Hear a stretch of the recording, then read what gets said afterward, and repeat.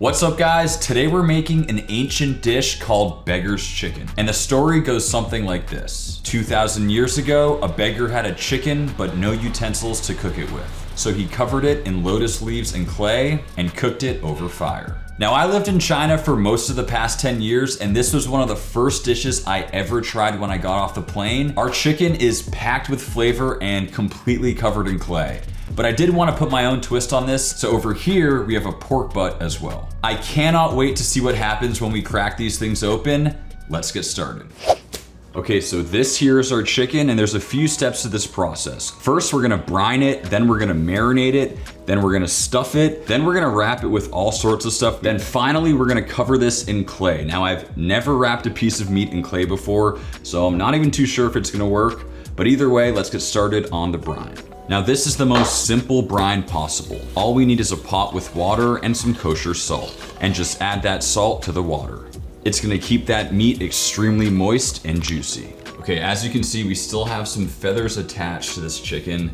Kind of gross, I'm gonna go pluck these off, and we're gonna let this brine for about 3 hours. Time to assemble our marinade. Now this is an unbelievably umami-packed marinade with flavors that I haven't experienced since my time in China. When I was searching through these items at the market, I was reminded of all the dishes I ate during my time there, and I'm just so excited to be able to create this dish and share the process with all of you guys. I'll have the measurements down below, but I'm just adding all of the ingredients and giving it a quick mix. Okay, our chicken has been brining for about 3 hours. Now we're just gonna pat it dry. Now we're just gonna place our chicken directly in the marinade. This already smells so incredibly good. We're gonna quickly let this marinate and get started on the stuffing. Okay, so here are all of our incredible stuffing ingredients. We have some shiitake mushrooms that are rehydrating, ground pork, water chestnuts, green onion, some ginger, and these here are bamboo shoots. Back when I was living in China, these were actually one of my favorite snacks. You can literally just eat them just like this. Pretty good, super tender. I love them. And just roughly chop these vegetables. It really doesn't have to be perfect. They're gonna infuse the chicken with some incredible flavor from the inside out. The bamboo shoot is gonna add some great texture while also adding moisture. Now I could have definitely let these mushrooms rehydrate a bit more, but they should still do the trick. Combine all the stuffing ingredients and feel free to substitute the ground pork with ham or really anything else. Okay, so we have our marinated chicken, our stuffing, and there's really no wrong way to do this, I think. We're just gonna stuff the chicken. And using some butcher's twine to tie up the legs, this is gonna help it maintain its shape. Okay, so far so good. This chicken is looking great. Next step, we need to wrap it in our clay. But before we do that, let's prep the pork butt. Okay, so this here is a piece of pork butt and it's extremely special. This is known as the money muscle. It's easily the most marbled and is excellent for pulled pork. The money muscle is located at the front of the pork butt, and as you can see, that marbling is insane.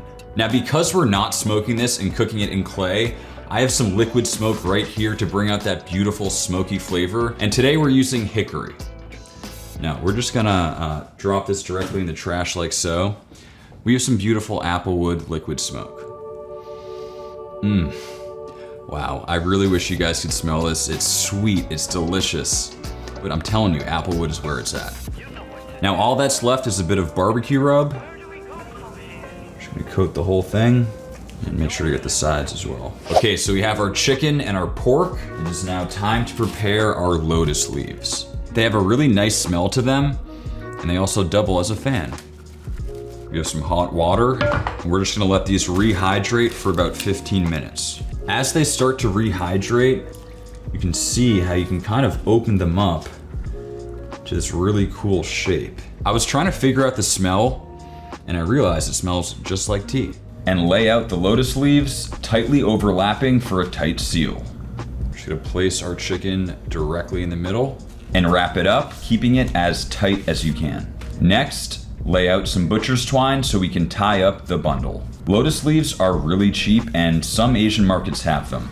As a substitute, banana leaves will also work great and can be easier to find. All right, package number 1 is complete, ready for shipment. Time for the pork. Once again, lay them out and add that pork. So I do want to try monitoring the internal temperature, and I really hope I don't ruin this thing, but I'm just gonna slide in the thermometer. It's wireless, so it's just going right in there. And this right here is a little pork burrito. Okay, both looking good. Now we'll just need to grab a couple newspapers. Max, what are you looking at? Oh, nothing. Now, I already know what you're thinking. What about the ink from the newspaper? And I sort of agree with you, but this is the traditional way to do it, and the tight seal from the lotus leaves does a good job in preventing the ink from leaking through. Just do your best to keep it tight. Next up is the clay.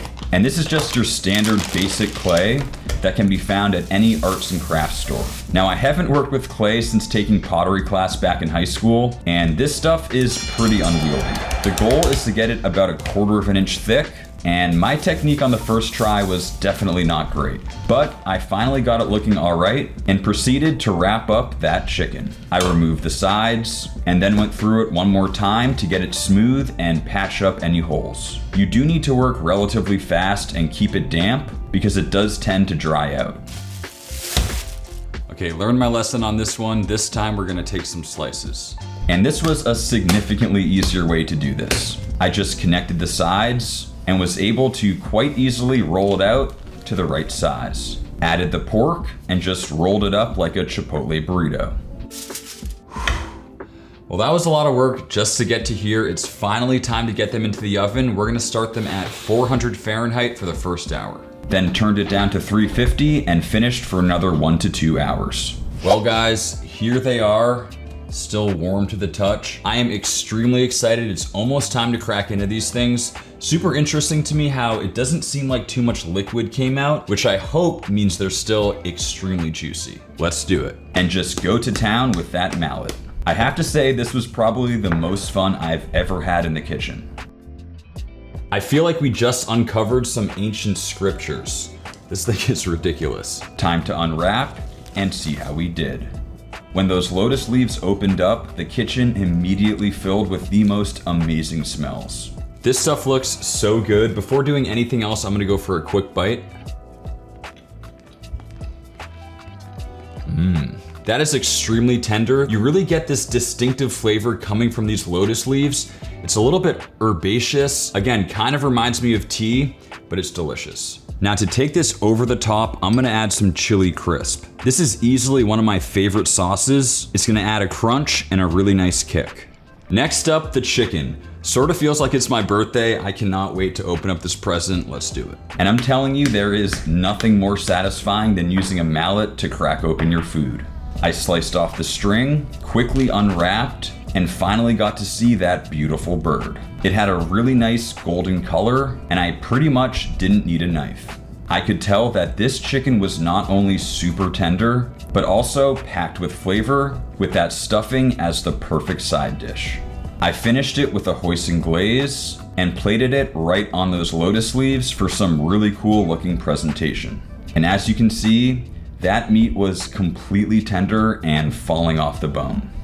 Well, we have finally made it. This stuff looks amazing. This is gonna be one of those situations where we're not using forks and knives, it's all hands. I'm going for a bite. Starting with the chili crisp pork.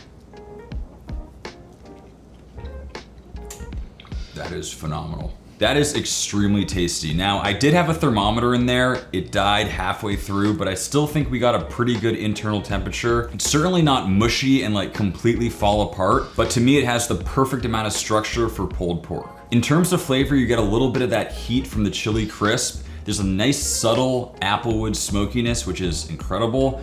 This stuff is gonna be hard to beat. Okay, now moving on over to the chicken. As you can see, I sort of pulled the dark meat, mixed it in with that stuffing. The smell is ridiculous. I'm going for a bite.